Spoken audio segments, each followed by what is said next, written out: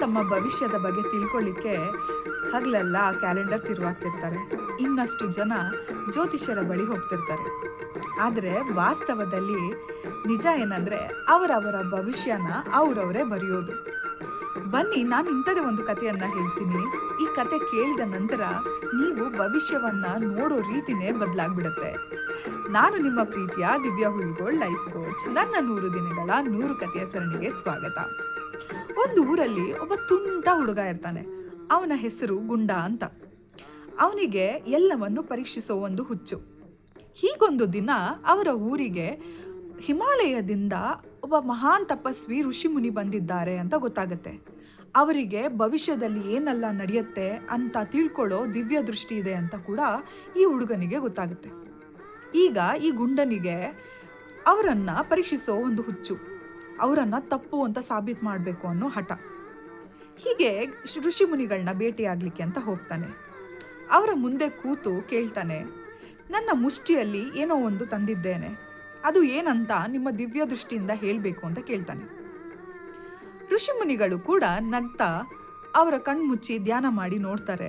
ಅವನ ಕೈಯಲ್ಲಿ ಒಂದು ಪುಟ್ಟ ಹಕ್ಕಿ ಇರುತ್ತೆ. ಕಣ್ ತೆರೆದು ಹೇಳ್ತಾರೆ, ಮಗು, ನಿನ್ನ ಕೈಯಲ್ಲಿ ಒಂದು ಪುಟ್ಟ ಹಕ್ಕಿ ಇದೆ ಅಂತ ಹೇಳ್ತಾರೆ. ಆಗ ಆ ಗುಂಡ ಹೇಳ್ತಾನೆ, ಹೌದು, ಹಾಗಾದ್ರೆ ಈ ಹಕ್ಕಿ ಬದುಕಿದ್ಯಾ ಸತ್ತಿದ್ಯಾ ಅನ್ನೋದನ್ನ ಹೇಳಿ ಅಂತ ಕೇಳ್ತಾನೆ. ಈ ಪ್ರಶ್ನೆಯನ್ನ ಕೇಳಿದ ಋಷಿಮುನಿಗಳಿಗೆ ಗೊತ್ತಾಗುತ್ತೆ, ಈ ಹುಡುಗ ಸ್ವಲ್ಪ ತುಂಟ, ತರಲೆ ಅಂತ. ಹಕ್ಕಿ ಬದುಕಿದೆ.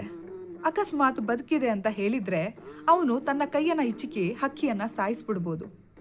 ಅಕಸ್ಮಾತ್ ಹಕ್ಕಿ ಸತ್ತಿದೆ ಅಂತ ಹೇಳಿದ್ರೆ ಕೈ ತೆಗೆದು ಹಾರಾಡಲಿಕ್ಕೆ ಬಿಟ್ಬಿಡ್ಬೋದು.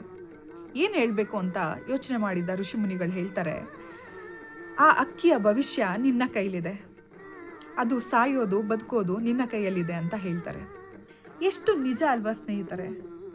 ನಮ್ಮ ಜೀವನವನ್ನು ಹಾಗೆ ಎಷ್ಟು ಅವಕಾಶಗಳು ಬರುತ್ತೆ, ಎಷ್ಟೋ ಸಂದರ್ಭಗಳು ಬರುತ್ತೆ, ಅದು ನಮ್ಮ ಕೈಯಲ್ಲಿರುತ್ತೆ. ಅದನ್ನು ನಿರ್ಧರಿಸಲಿಕ್ಕೆ ನಾವು ಮತ್ತೊಬ್ಬರ ಒಂದು ಒಪ್ಪಿಗೆನೋ ಅಥವಾ ಮತ್ತೊಬ್ಬರ ಒಂದು ಅಪ್ಪಣೆಯನ್ನು ಕಾಯ್ತಾ ಕೂಡ್ತೀವಿ, ಅಥವಾ ಮತ್ತೊಬ್ಬರನ್ನು ದೂಷಿಸಿ ಆ ಅವಕಾಶಗಳನ್ನ ಕಳ್ಕೊತೀವಿ. ಯಾವುದೋ ಒಳ್ಳೆಯ ಸಮಯ ಬರಲಿ ಅಂತ ಹೇಳಿ ಕಾದು ಕೂಡ್ತೀವಿ. ಸ್ನೇಹಿತರೆ, ಪ್ರತಿಯೊಂದು ಇರೋದು ನಮ್ಮ ಕೈಯಲ್ಲೇ. ನಮ್ಮ ಭವಿಷ್ಯ ಇರೋದು ನಮ್ಮ ಕೈಯಲ್ಲೇ, ಯಾವುದೋ ಒಂದು ಕ್ಯಾಲೆಂಡರ್ನಲ್ಲೋ ಜ್ಯೋತಿಷ್ಯದಲ್ಲೋ ಅಲ್ಲ. ಎಷ್ಟೋ ಸಾರಿ ವಿದ್ಯಾರ್ಥಿಗಳು ಅವರ ಶಕ್ತಿಯ ಅನುಸಾರ ಅಥವಾ ಅವರಿಗೆ ಏನು ನಾಲೆಜ್ ಇದೆ ಅದ್ರ ಪ್ರಕಾರ ಅವರ ಆಯ್ಕೆಗಳನ್ನ ಮಾಡೋಕ್ಕೆ ಹೋಗೋದಿಲ್ಲ.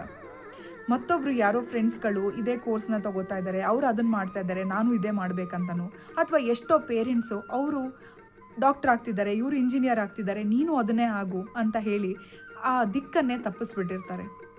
ಸ್ನೇಹಿತರೆ, ಪ್ರತಿಯೊಂದು ಅವಕಾಶಗಳು, ಪ್ರತಿಯೊಂದು ನಿರ್ಧಾರಗಳು ನಮ್ಮ ಕೈಯಲ್ಲಿದೆ. ಅದು ನಮ್ಮ ಪರಿಸರಕ್ಕೆ ನಮ್ಮ ಶಕ್ತಿಯ ಅನುಸಾರವಾಗಿ ಆಗಬೇಕು.